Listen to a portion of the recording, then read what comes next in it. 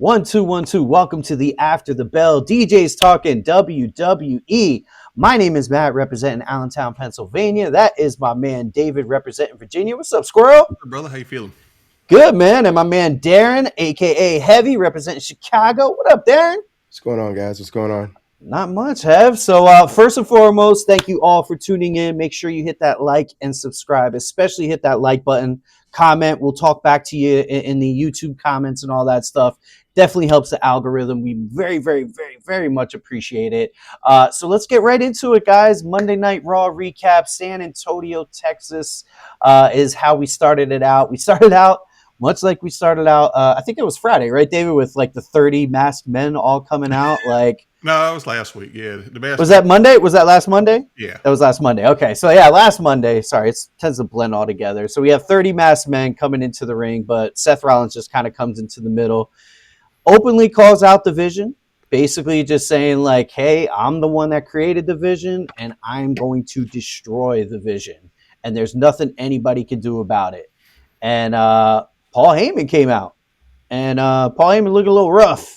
He ain't shaved. He ain't got a beard like me, but he ain't shaved. Got a bruised eye, a little teared up a little bit. He's a little beat up.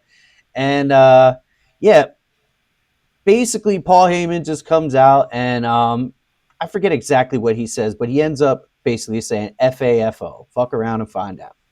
And he just keeps saying FAFO, FAFO, FAF5. And then we get Brock Lesnar.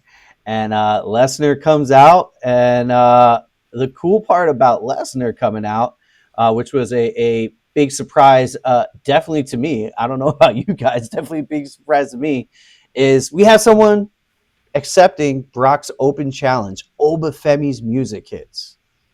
And man, we're getting it, fellas. We're getting it at Mania. It's official. Oba and Brock. And when Oba gets in that ring, the one thing that we got to talk about, obviously, again, you guys been watching longer than I have.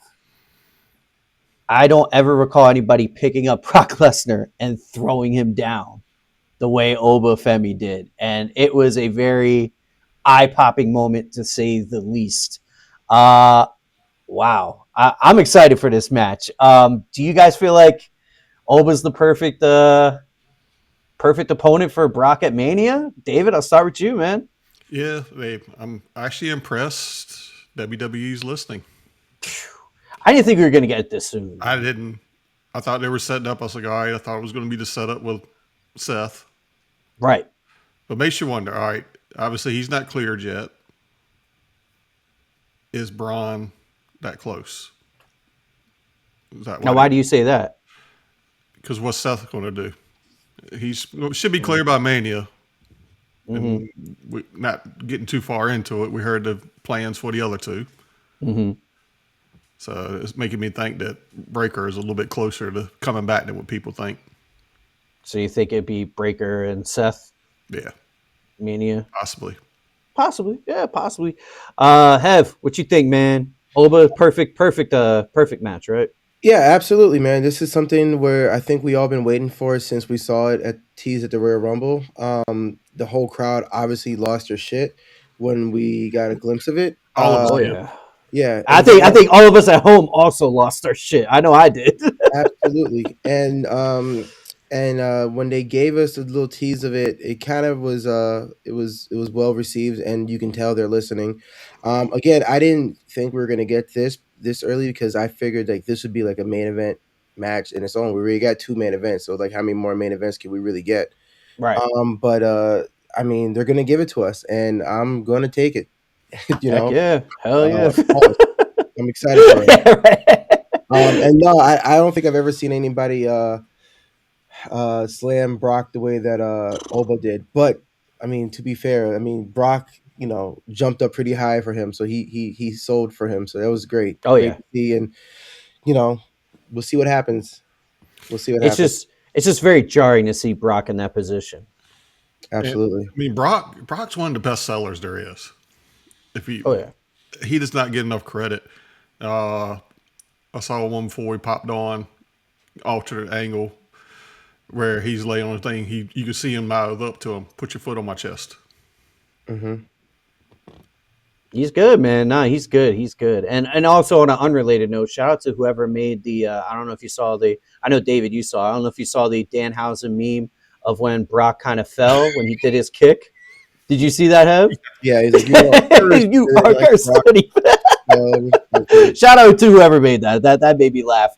So speaking of Seth Rollins, though, I do want to touch on that real quick. So, what do we think Seth's plan is for the Vision? Like to take down the Vision? Do we think he's just gonna, you know, do you think we're gonna get that, like David said, like kind of Brock at Mania, and we're just gonna kind of start to pick them off one by one? What are you thinking, Hev? It'd be interesting. It depends on who's all clear at this point in time, Yeah. right? These guys can't stay healthy to save their lives. So Yeah. I know that, you ideally would want to see Braun Breaker and Seth. Both are coming back off of injuries. So who knows if that's even a thing.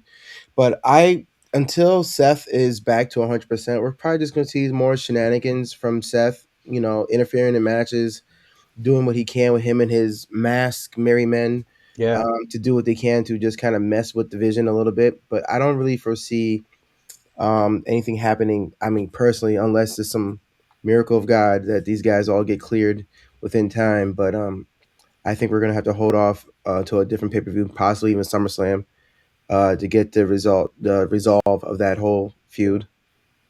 Yeah, because when Oba came out, I mean, I thought for a second, I was like, wait a minute, is like Oba gonna roll with Seth and like he's part of this whole thing? Like that's what I'm kind of wondering, if like Oba is like has Seth back, because you notice when Oba came out, Seth really wasn't doing anything. He was just kind of in the corner of the ring, just kind of grinning, like he had something to do with it. And then as soon as Oba got in the ring, Seth just kind of skirted out. So what do you think, Davey? You think Oba might be kind of in the mix with Seth here? Nah, No. he don't need. Oba don't need it. No, I know he doesn't need it, but yeah. I think Seth was just enjoying it because, like I said, you could tell he's definitely not clear. Yeah. Because any other, if he was, Lesnar would have attacked him, kind of deal. So Yeah, Yeah. they kept him protected for a reason. Oh yeah. No, I agree with that. Anything else you guys want to touch on with this opening segment? Hell of an opening segment, I'll tell you that. started hot again, that's for sure. No, I thought it was great, and again, we're getting what we wanted. So no complaints from me. I'm excited for this. Meaty men slapping meat. I'm ready. So Hev, like, not for nothing, like I text David, I was like, again, I haven't seen all the WrestleMania, so I know I'm a little naive, but the way this is kind of building, and we were kind of criticizing, like, damn, we ain't got a Mania card, like this is whack, and this is slowly becoming like one hell of a card. Like one hell of a, like I'm like, this might be one of the all-time Manias. Like, every year I feel like us as wrestling fans, we always complain about the card, and we never know what the card is, and then we usually get the card solidified maybe within like 2 to 3 weeks. It's not uncommon to not really know 80% of the card, until later, which is weird because you would think they want to advertise as much as possible to sell those tickets. But I mean, we're going to see an influx in ticket prices, I'm sure. I mean, ticket sales go up after announcing that crazy match. Yeah. People are going to want to see that for sure. And it was smart because we saw they've been lowering prices, and then they dropped the price. The Austin promo for the day too. Mm-hmm. Yeah. Speaking of which, I thought he was supposed to make an appearance today. It's wrestling. Damn. Now you say that. And by the way, WWE, very misleading. They have the little promo like, what is it, 31.6% off WWE shop. And I was like, you know what? I'm going to buy my Danhausen t-shirt tonight. And I go on. That t-shirt is not part of the promotion. Is it just you can get any other t-shirt, not the Danhausen shirt. How crazy is that? Pay full price. How crazy is that? No, but the way I looked at it was, I was like, damn, this dude is so over that they're like, no, we're not giving a discount on that shirt. People are going to pay top dollar for that. Yeah. I thought that was crazy. But anyway, so next match, we get our what's that, David? Shout out to our man D Walker in. Oh, shout out to D. Oh, did I miss his chat there? Yeah, there we go. D Walker, what's up, brother? How you doing, man? Good to see you. So first match on the card, Mask versus Mask. We get the original versus the modern El Grande Americanos. They kind of fought a little bit Saturday in AAA. Was pretty cool. Basically, I'll kind of give you a synopsis here. Modern Grande basically took original out into the stands and handcuffed him to a railing. So Bravo and Johnny handcuffed him to a railing. It was a four-way match. So then Grande got back in and he was able to kind of win the Rey del Reyes or whatever. So he got the sword for that match there. So a lot of beef between these two. The match itself, I thought it was pretty good. I thought it was a decent match. During the match, Bravo entered the ring while the ref wasn't looking and secretly did the loading of the mask. That seems to be the move with the El Grande Americano. And then original Grande Americano jumps off of the ropes, headbutts him. But of course, the mask is loaded, so he knocks himself out. Modern gets the pin. He wins. Like I said, pretty good match. What were your guys' thoughts on it overall? David, I'll start with you. Solid match. Obviously shenanigans. When's the payoff going to be?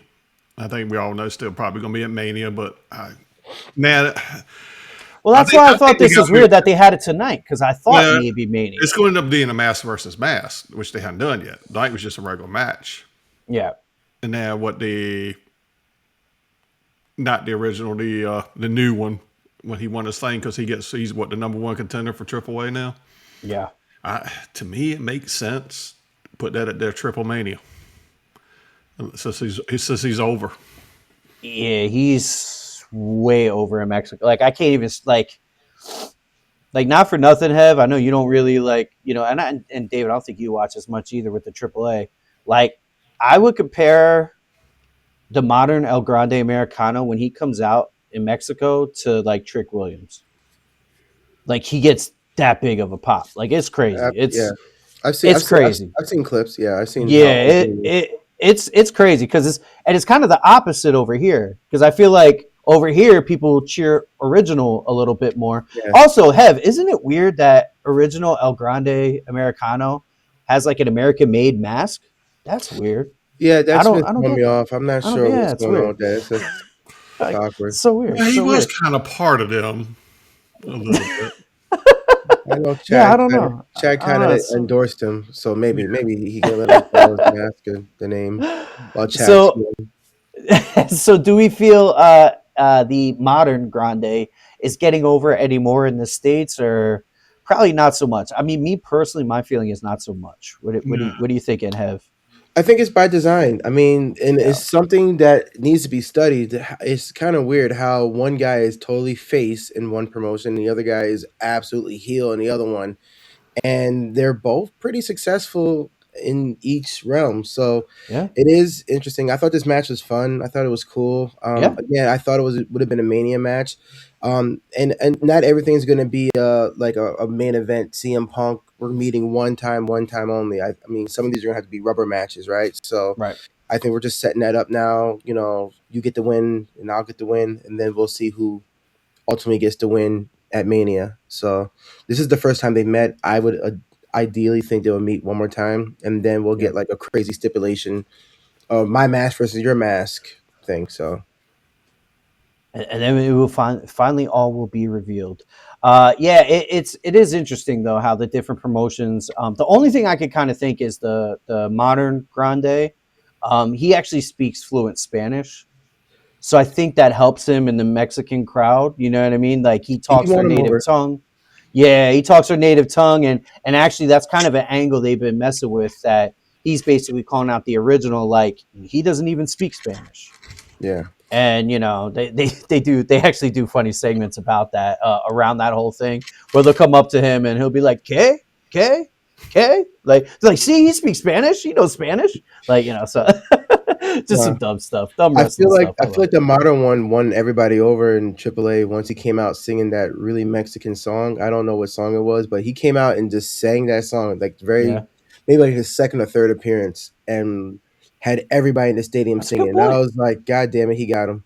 That's a good point. He is over that. He's speaking right to them. Yeah, that's a good point. No, that's a good point. I didn't even think about that, but you're right. That is a good point. Yeah. So after that, we get a quick little backstage segment with Roman Reigns and the Usos.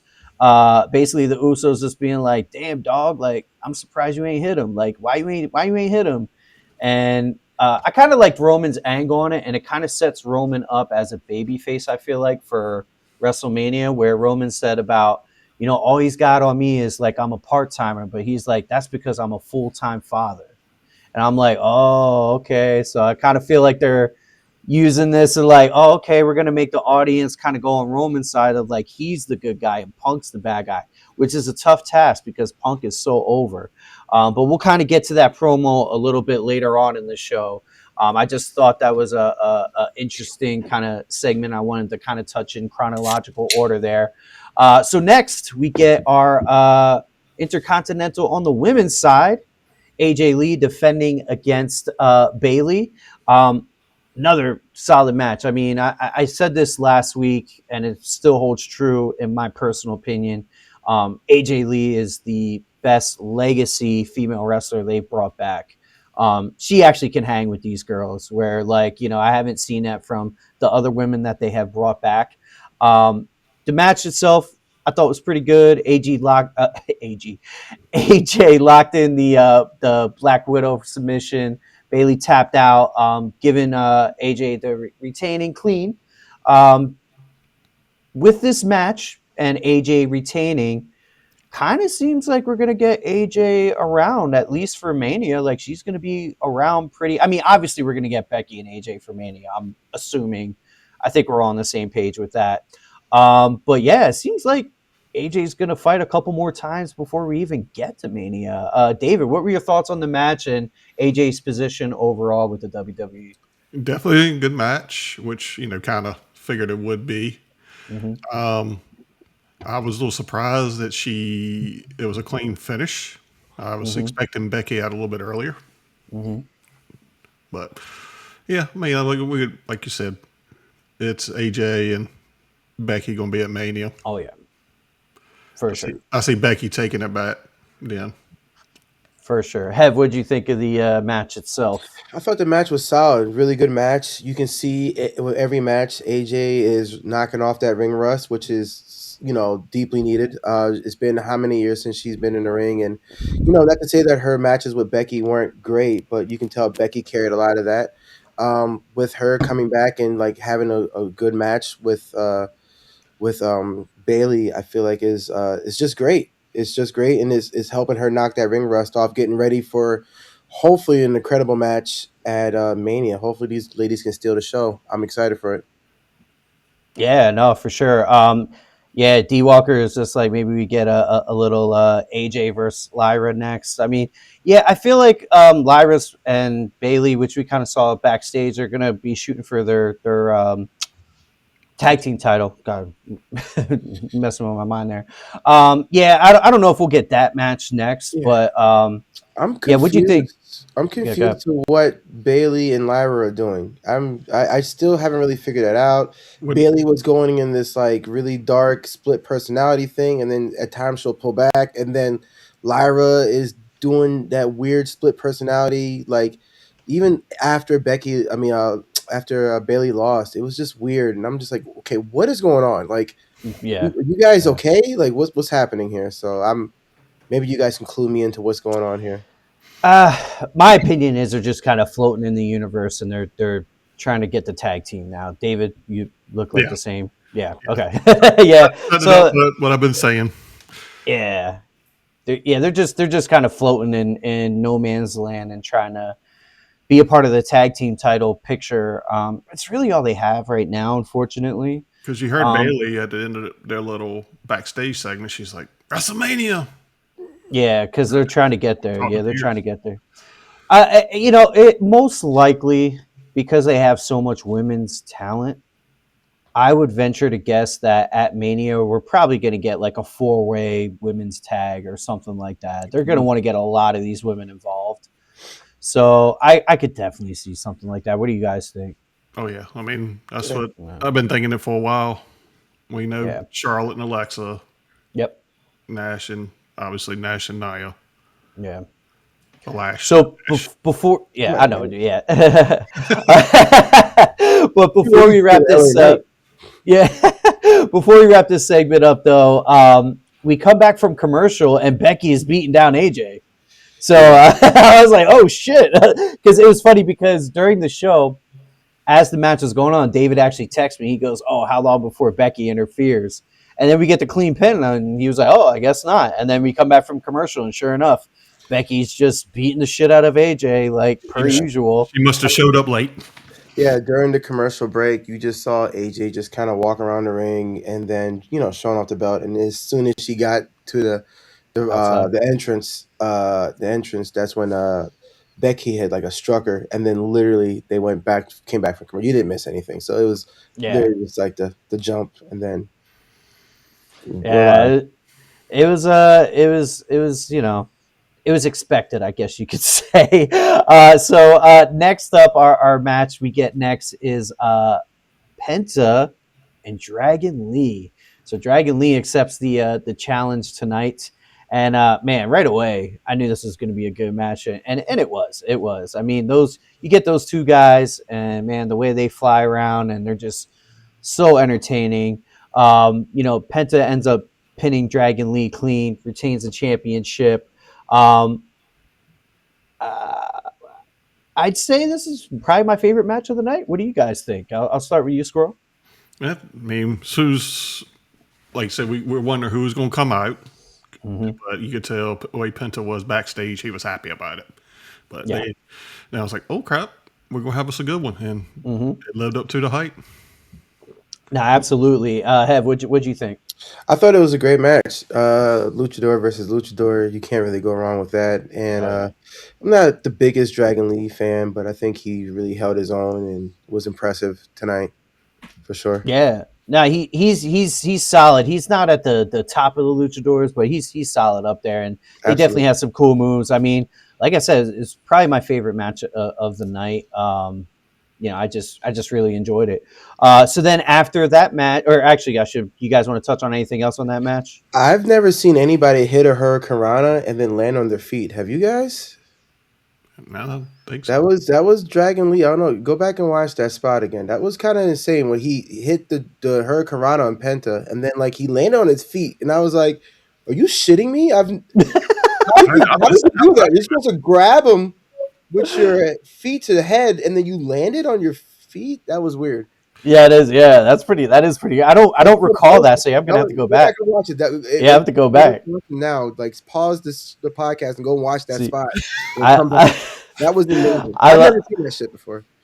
See, this is why I love doing this show, because like it's stuff like that like now I'll go back and I'll watch that because you caught it and I didn't. So I absolutely love this. I love this show here. And it was one little small. I text you, Matt, but did you catch Jessica Carr with the little rope assist when Dragon dove through the ropes?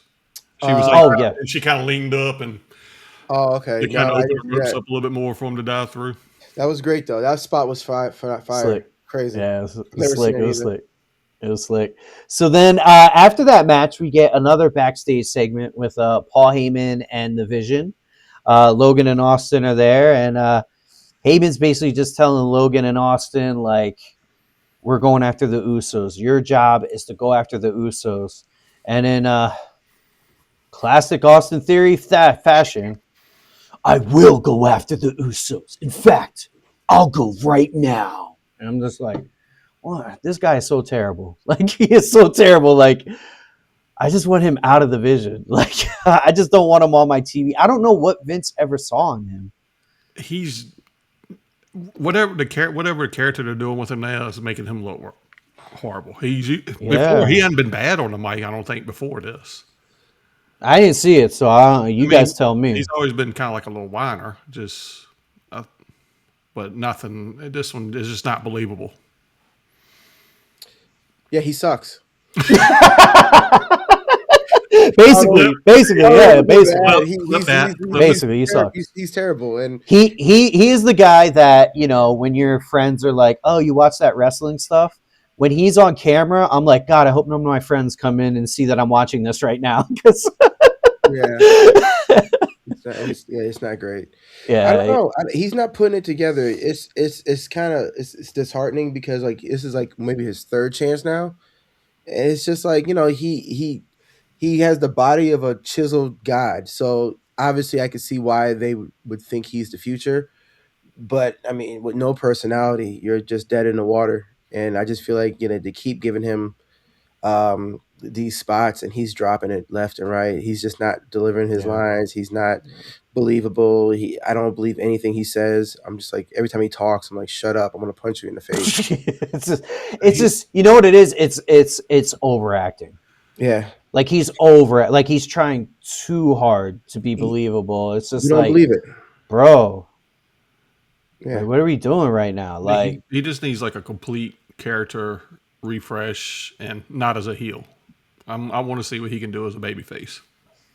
I mean, listen. I thought he was going face. I mean, Yeah, they had the whole thing with him and Waller, and he was doing really face shit. He would sign autographs, and Waller would be like, "What the hell are you doing?" Snatch the autograph, and he was like, and his Instagram was super positive. I followed him on IG, and every day he had like some positive fucking message, and then he disappears, and then he comes back as a bad guy, like more of a heel, and I'm like, all right, yawn. What about this? Going back to kind of like an original, no pun intended, theory. He's overacting to try to blend in, and he's still Seth Mole. Maybe. I mean, that'd be great. If you want to fantasy book that, I mean that's a storyline. You know what I'd like to fantasy book with Austin Theory? I'd like to fantasy book AEW calling him and him going over to AEW. That's what I would like to fantasy book for Austin Theory. I don't need him. I don't, and that's not a shot at AEW. I just mean he won. I just want him out. I just want him out of the. But I just want him out. Actually, you know what though? Because you watch AEW, David. Correct me if I'm wrong. AEW doesn't do as much of the acting kind of backstage. It's more about the actual wrestling, right? Or no? Yeah. So actually, he might actually thrive in AEW. That actually might not be a bad thing. It worked for Ricochet, so yeah. Yeah, I mean, I kind of said it as a joke, but it actually might not be a bad thing. You know what I mean? Like if he just goes to a more wrestling focus. I mean, I don't think he's that great in the ring either, but whatever. I mean, definitely keep the microphone away from him. At least in this heel, it's just not working. It's just not working. Yeah. So let's go ahead and move on to our next match, which is Natty and Maxine. So we get a little Natty Maxine action once again. This match didn't really do it for me. Very rarely does. Natalya ends up pinning Maxine again, and yeah. Did this match add anything to the show or to the universe at all? Heavy, I'll start with you.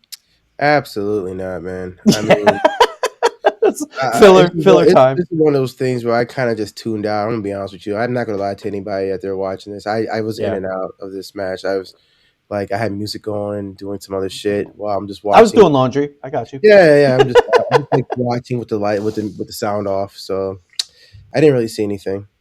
Yeah, David, what were your thoughts? Match of the night. What are you talking about? Yeah, definitely not match of the night. I can't definitely have a straight face. Yeah, D Walker hit the nail on the head. Bathroom break match. Yeah, for sure. Yeah, this too, right? It was short. Yeah, it wasn't. Yeah, it wasn't that long. Yeah, it definitely wasn't that long. I feel like it wasn't like a commercial break long. And they advertised it, so it wasn't like okay, hey, we need to fill some time. Yeah, no, definitely. So yeah, after that, we get a satellite interview with Michael Cole and Randy Orton on, I guess, a dial-up modem. I guess he's still using an AOL trial CD. I don't know what was up with his connection there, but Orton basically said, I know I agreed to do an interview, but I'm not going to do one. And he just kind of makes a statement. And he's a little long-winded, but basically says he's talked to somebody and he realizes who he is now, and he is a killer. And wrestling has more than just one royal family, which we know is Cody's signature line in his theme music there. David and I talked about it a little bit on Friday, so we'll start with you, Hev. How do you feel about this Orton? I don't know if it's a heel turn. I was kind of thinking about it. I don't know if it's necessarily a heel turn or it's just him being like, I got to make this match personal because I want the title. What do you think about Orton's whole thing from Friday and then tonight as well, Heb, since we didn't talk to you on Friday? Yeah, absolutely. First off, let's just acknowledge the most millennial thing I think you've ever said in the show was the AOL trial CD. Yes. Only millennials don't know what the fuck that is. I'm 40. Yeah, I'm over 40. I knew what he meant. I knew, and we all knew what he meant. The 20-year-olds are like, I don't know what that shit is, but yeah, go ahead. That was first world problems back in the day. That was, man. Yeah. Y'all know what it was like downloading an MP3 for 3 hours. Y'all know what that was like. Oh man, try surfing the website for porn back in the day. One picture. Oh, yep. Mom, get off the phone! It's loading, and it's just going like this. It's just going like this, just loading. The worst shit ever, man. But go ahead, talk about Orton. All right, sorry. So Friday was cool. I really liked where they went with it. I mean, they had to make somebody heel. I mean, I think everybody wanted Cody to go heel, all the wrestling fans or the I guess the wrestling nerds you want to call them or whatever. But like, I don't know. I mean, they're gonna keep him face, and that's fine. And I mean, to sell the fight every year, we've gotten Cody bleeding for the last 3-4 years. First it was The Rock, and then last year it was Roman. This year is Randy. He's always bleeding right before Mania, which I'm not mad at. Sell the fight how you need to sell the fight. You know, I think a lot more people were invested when Randy kind of made that turn. So I'm kind of more into like how dark are we gonna go? Like how heel are we gonna go? I'm interested to see who the fuck Randy was on the phone with. Yeah, he was on the phone with somebody important. And they kind of left that up to chance. I'm curious to see where that goes. But outside of that, I mean, you know, again, it's going to be interesting to see how Roman and Punk does it because again, you're having four faces in the main event. Yeah. If you really think about it, I've never seen anything like this ever. You know, there's no heels, so somebody's gonna have to play the heel. Randy said, "I'll do it." Best heel in the game. Mm-hmm. Okay, cool. And then I don't know if it's gonna be Punk or if it's going to be Roman. I mean, they're both equally assholes to each other, so I don't know where it's going to go. But I mean, shit, that might be heel versus heel at the end of the day. I don't know, but yeah, I like it because it's just making everything more personal. And then when you have these matches with emotion and stuff, that's when you get the good stuff, and that's when we get excited about it versus just some. Yeah, guy A versus guy B. You're gonna get in the ring and go at it. You know what I mean? It's when you get families involved and all that stuff. Yeah. That's what really kind of creates the hype for all of it. I saw a promo where they pulled up a video of Randy RKO with Dusty with Cody just standing right there doing nothing like a bitch. So I didn't know what I wasn't really watching back then, but that's when they were in Legacy. Yeah, so I didn't know what would happen, but yeah, I just saw, the RKO to his dad, so I'm pretty sure that's going to come up. If they don't, that's a missed opportunity. But yeah, I mean, it's interesting. Yeah. Anything else you want to touch on, David? I'm saying I'm curious who it is. I saw a couple things pop up. One, I don't know. When somebody said Rock, I was like, because they said family, I was like, I don't think people really think Randy Orton is third generation. Yeah. Orton is a wrestling family name. I mean, I'll throw a name out there. What if he was talking to Paul Heyman? Nah. What about KO? Oh. But last I saw, I know we were talking about it real quick on Owens. I think he said sometime this summer he's supposed to go back to see the doctor. So hopefully. Is that what Kevin Owens said? Yeah. But what would be the connection with Kevin Owens and Randy? Like I can see. Remember they were best friends, and then they were getting ready to fight at Mania last year before. True. Yeah, they were next thing. Yeah. And it was over Cody. True. So maybe. I mean, I was thinking if we're talking about old Randy Orton, and again, I wasn't really watching during that time, and we're talking about the cynical sick son of a bitch. I'm thinking like maybe he's on the phone with his wife. somebody close to him. I mean, if we're talking old school Randy, like we got to think like what would what was it like what 2000 and whatever Randy would have done back in the day, whenever he was at his sickest. Like that's the guy we're dealing with. 2009 Orton. That's the guy we're dealing with. Yeah. Like we're dealing with that guy. So I whoever he's on the phone with, it was important. They wanted us to see it, and whoever nothing's it is, by accident. Yeah, it's gonna be play a very integral part of the story, and I think it's gonna lead to whatever 09 Orton would have did. That's just my personal opinion. Yeah, man, I'm really looking forward to this. I told Matt he's in for a ride. He hadn't seen you. Yeah, I haven't seen. So I am, and to all the viewers out there, I am starting to catch up now. I started my journey on catching up with wrestling. So I watched Mania 1, 3, and 4 so far. I have ChatGPT kind of helping me out as far as what to watch for all the key stuff. So it's actually I saw Randy Orton's dad wrestle. Are you watching all the matches, or you just watching on Netflix, bro? No. I'm saying, are you watching like all the of full show? The full show. Yeah, the full show. Yeah. God bless your heart.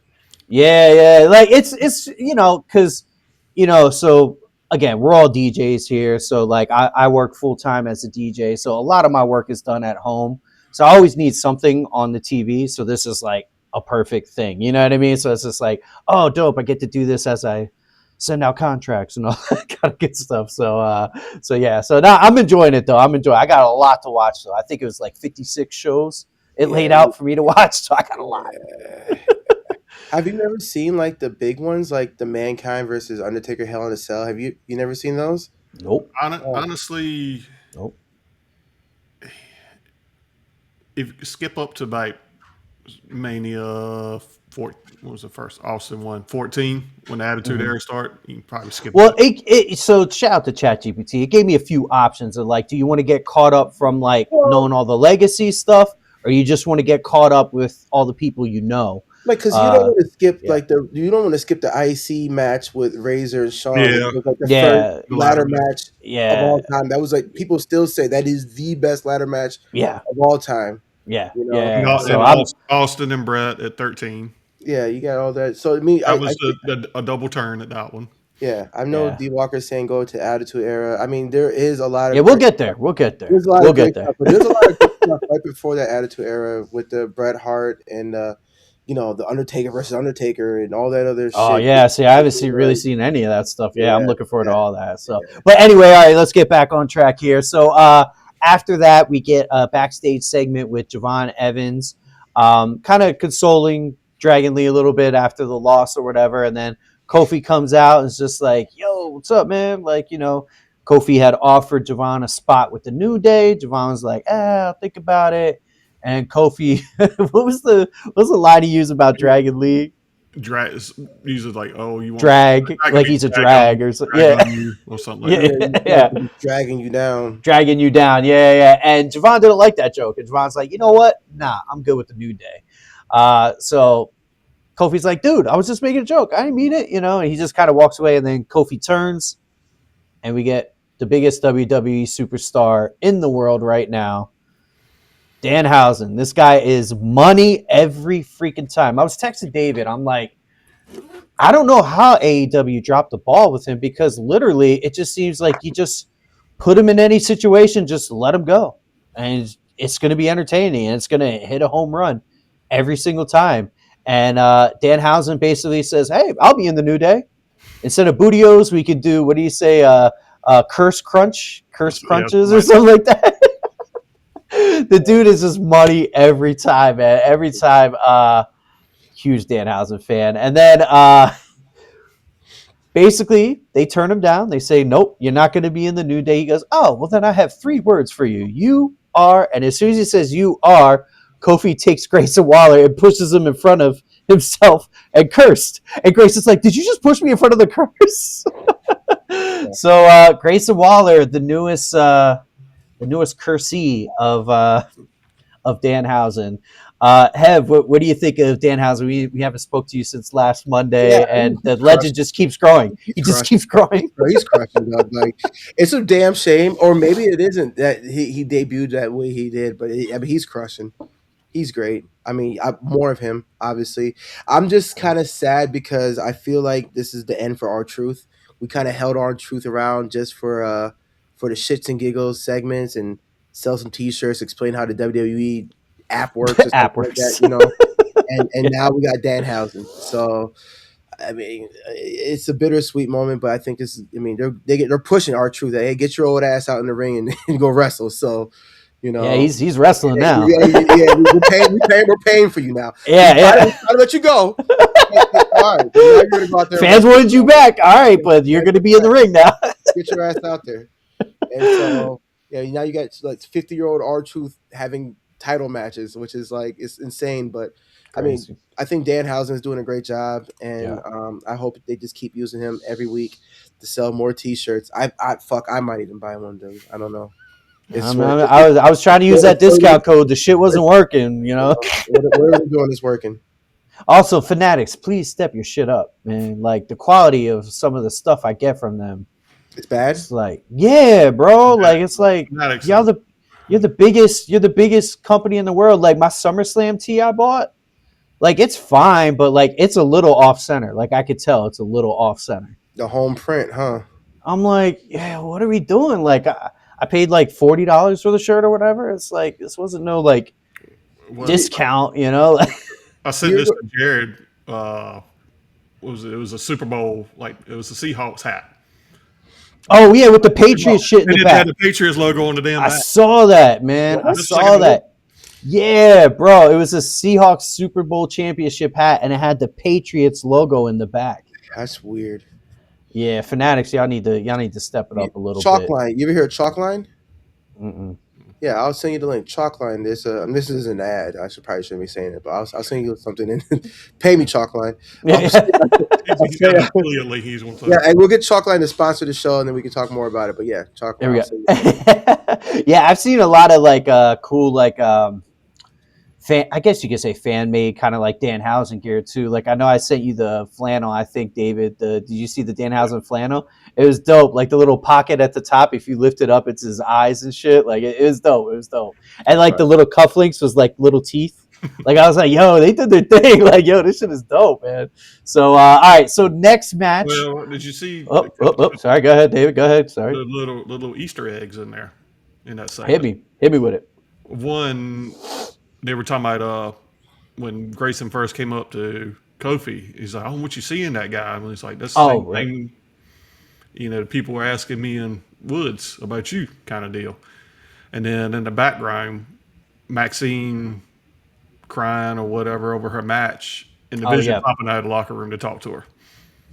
Yeah, I don't know why the Vision's talking to Maxine.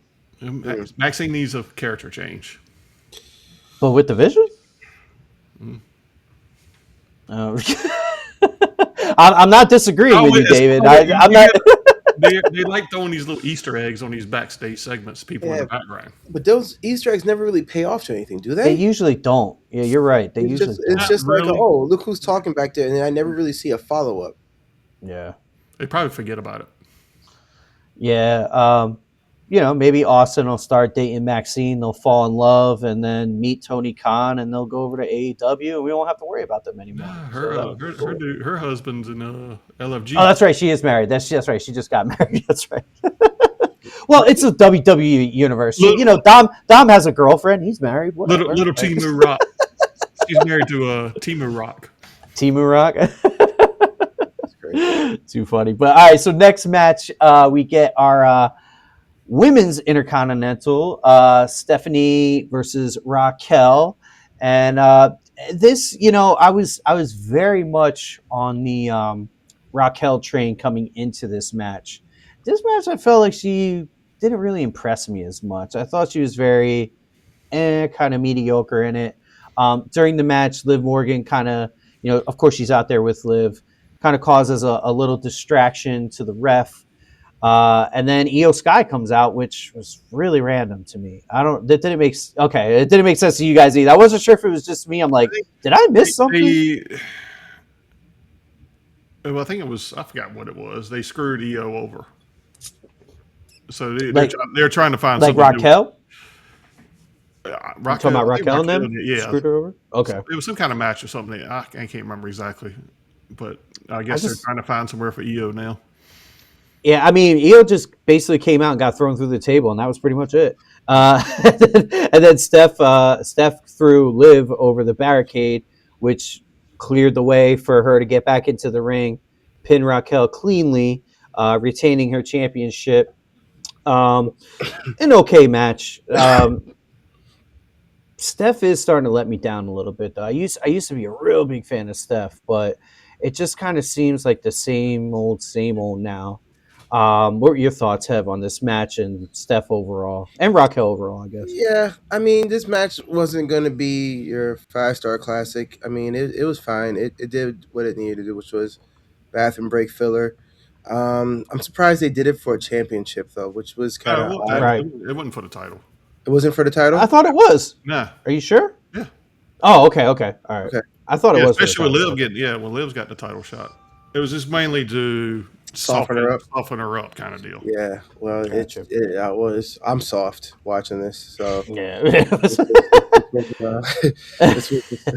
one didn't really leave anything. But I think you're right. I think Stephanie Valkyries, her movesets are, it's okay. I mean, she can really go. So I mean, we've seen her really wrestle, and I don't know, maybe it's a limitation on Raquel, but I mean, you put her in the ring with Io, it's a 5-star classic. That you is put her true. in the ring with Raquel, maybe Raquel can't really do a lot of the moves that Io can, so then now her movesets are a little bit more limited, and you're gonna have to wrestle like a big girl now, big girl style, because I'm not doing all that flippy shit. You're gonna, so maybe that's what it is, just the two different styles of wrestling. That's fair.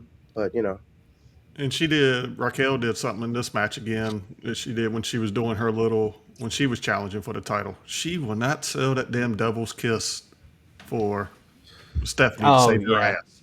Yeah. It just looks horrible. It was very weak. Yeah, it was very weak. The devil's kiss was a little weak. She was not selling that well, for sure. Put your face in there, man. You gotta embrace it. Gotta embrace it. So yeah, it was, again, it was an okay match. I think Steph and Liv, they're gonna have a really good match at Mania. I'm looking forward to that one. I think between them two, they can wrestle. Yeah, yes, I hope. Gladly. Wait. P-Walker said gladly. Oh, gladly, yeah, for sure. So, all right, our final segment, the OTC comes out. Roman Reigns comes into the ring and basically right away just calls out Punk. He's like, I know you're back there. Just come on out. And I was surprised. I don't know if you guys are. I was surprised. I didn't know Punk was there. I was like, oh shit. They didn't advertise him at all. Yeah, I was like, they showed him and AJ like earlier in the show, like at the beginning of the show. Oh, okay. I might have missed that then. Okay, I didn't know that. Yeah, but I was not expecting Punk at all. I was like, oh shit. So Punk comes in the ring. One thing I did notice, I'm sure you guys did too, the crowd, very 50-50. Very 50-50. There was as much cheers as there was boos, and as much CM Punks, there was Roman Reigns, like very 50-50, which is what you want if you're WWE creative, right? Like this is what you want. Like you want that. One kind of thing in this promo that I thought was kind of a defining moment here is Roman basically just said, Punk, you ain't better at me than anything. You're not more athletic. You're not as strong. And he basically went to, he's like, you're not going to get into my head. And I understand this is your game, but I ain't playing it. And goes to leave the ring. And Punk stops him. And Joe kind of gives a little look. He's just like, oh, okay. So he like kind of goes around and Punk, nope, he's blocking him. I'm like, oh shit, about to scrap a little bit here. And then Roman even tries to go outside of the ring, and Punk goes outside of the ring, and he gets on the mic and says, this is my show, and you leave when I say you leave. And to my surprise, Roman backed down and went back into the ring. I didn't think Roman would back down, but he did back down and go back into the ring. And then the line that got CM Punk is Roman says, you're old. And that set Punk off and punched Roman in the face. Roman smiling, of course. It wasn't even security; as management basically comes out, Pierce and everyone kind of separate them two, and then that's how we kind of basically leave the show with Punk being escorted out of the ring by management. Roman and Punk, quite the feud we got going on here. Do we feel like the split reaction from the crowd and everything is going to make this Mania match even better, or do we feel by the time we get to Mania, we'll have a more defined babyface and a defined heel? I'll start with you, David. I think it's going to probably stay at 50-50 because, Roman, the tribal chief, he's going to come off as a jackass no matter what. Just that's just what it is, face or heel, would it be this way. I think it's going to be money because obviously we're seeing a little mini bloodline reunion with his brothers backstage and with his cousin. Sorry. What is that going to be like having a babyface bloodline? That cooking, they're going to be a little bit more involved. But it's something. I mean, it's going to be.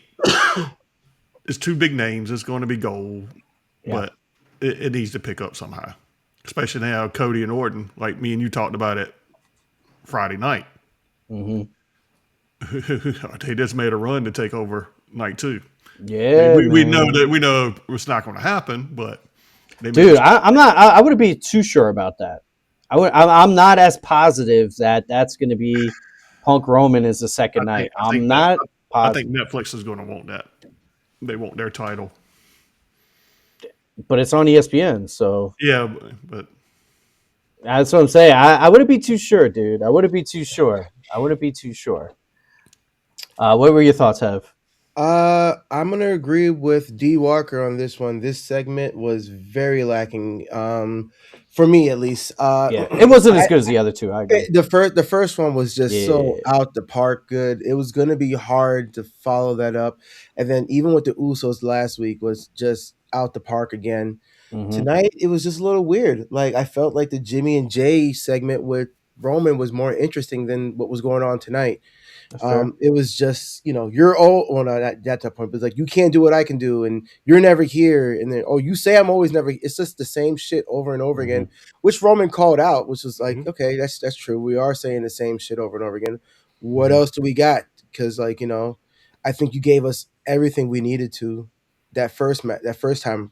I hate you, and because of this and that and your podcast, and not to say that there weren't good lines tonight. Like the Samoa Joe nod was great. I don't know if you know who that is, but he's a really, really big wrestler. And the wife, and the line about his wife too. Yep.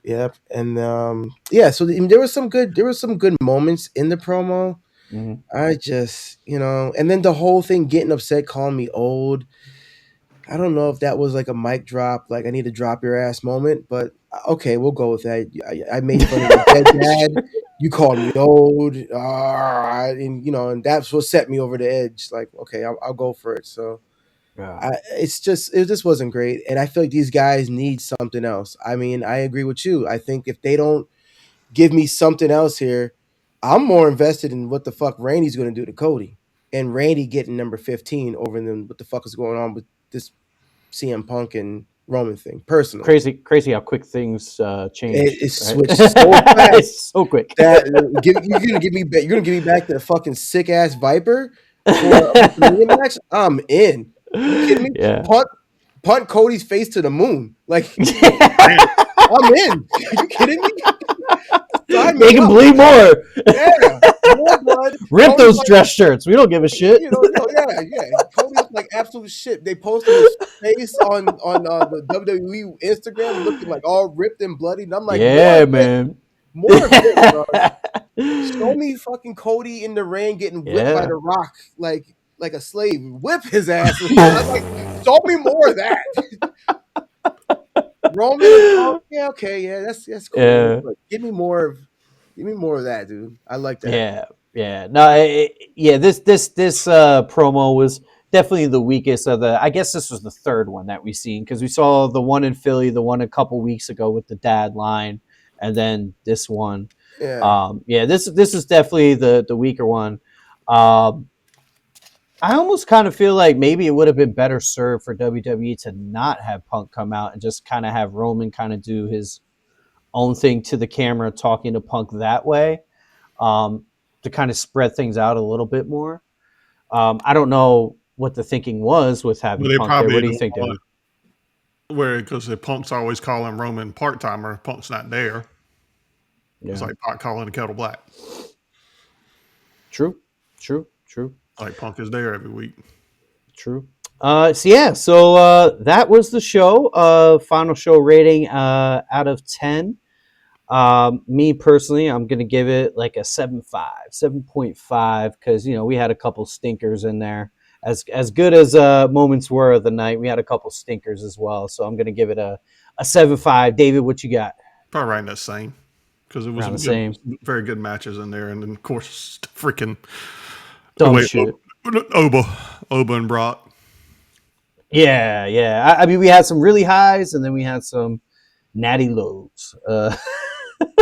Natty and Austin lows. Some natty max lows. Yeah. What would you give for a rating? I give it like a 7-8. I'm not mad. Yeah, so we're around the same. Yeah, we're all around the same. Yeah, it was nothing great, but I mean, there were some positives. Like you said, Oba was a great positive, and what we got from the finals thing. So we were some good stuff.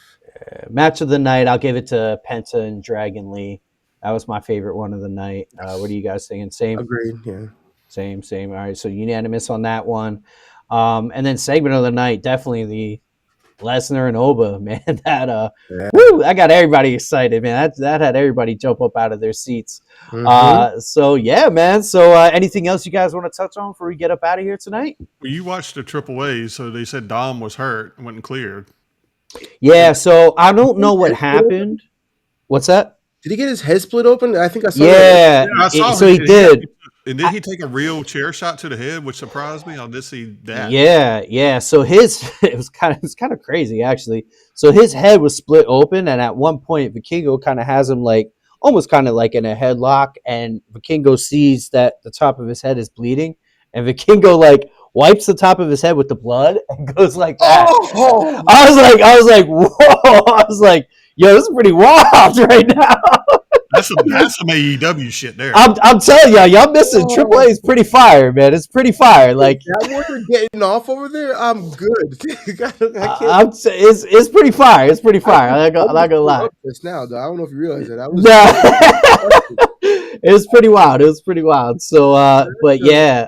So that, but I don't know how, because like that happened, and they probably wrestled another, I don't know, 10 minutes. So like it wasn't like stopping the match, or like the match went on the whole time. So I don't know how serious the injury is, but I did see it. So yeah. Okay. Yeah. Nice. Anything else you guys want to wrap about before we get up out of here? No, that's it. Yeah, man. I think we're all good. Yeah, because the only thing really seen for SmackDown is what Orton's gonna be there. Yes, you're gonna get another Orton promo. Maybe shed a little light on who was on the phone. We'll get a little explanation for sure on why he turned on Cody. We'll get a little bit more. I mean, the guy said he loved you. He is always going to love you no matter what, and then you beat the hell out of him. I saw one thing that was very interesting, because right when they started their promo Friday night, Randy was you could tell he was torn. It was supposed to be easy. This was supposed to be easier. Like, was he already planning to do that to Drew? Yeah. Well, yeah. So yeah. What I think is he was so torn, and he was basically telling Cody, right before he kind of signed the contract, like, dude, you don't understand. Once I sign this contract, it's on. Not when the bell rings. Once this ink is dried and I sign this contract, it's on. Hell, that ink won't even dry. And because as soon as he signed it, boom, it was on, and Viper is at it. So that's kind of my thinking with it. I kind of felt like that was the whole reason for the kind of hold up, where he's just like, dude, I don't really want to do this, but you put yourself in this position, like you wanted this. Heavy, I told Matt, Brandy better watch out. Of Cody? No, from Randy. Because remember what he did with Stephanie when he was fighting Triple H. Oh, Brandy. Yeah, for sure. Yeah, no, that was crazy. Yeah, What did he do something with Triple H with Stephanie? When this was during that 09 run when it was called Bald Orton when his hair was kind of like that. Triple H was the WWE champ, and he handcuffed Triple H to the corner. Stephanie came out. He did his little drop DDT from the ramp, from the ropes on her, and then Lily, just out of finger reach of Triple H, kissed her while she was knocked out. Unconscious. Yeah, when she was unconscious. Yeah, I think he punted like the whole McMahon family too, including her. Kicked in the face, and it's like I think that's shoot. There was no way to really not take that. Yeah. He had to ban the move. He was. That was the same time when Triple H broke into his house. Oh my gosh, I got a lot of catching up to do. I'm looking forward to this. So, all right, guys. Well, thank you so much for taking the time to do this tonight. Really appreciate it. Heavy Squirrel. Thank you guys. Thank you guys, all the watchers, all the viewers, all the comments, all the likes. Please share, tell all your friends. We're just some DJs talking WWE. That's it. We're just having a good time on a Monday and Friday night. That's what we do. So thank you once again. Make sure you like, subscribe, comment, all that kind of good stuff. Until Friday night, I'll be here. David, will you be here? Yes, I had to think. All right, awesome. Hev, I'm sure you're working, so we appreciate you every Monday, though. We appreciate you every Monday, brother. So thank you guys so much. Until next time, After the Bell, signing off.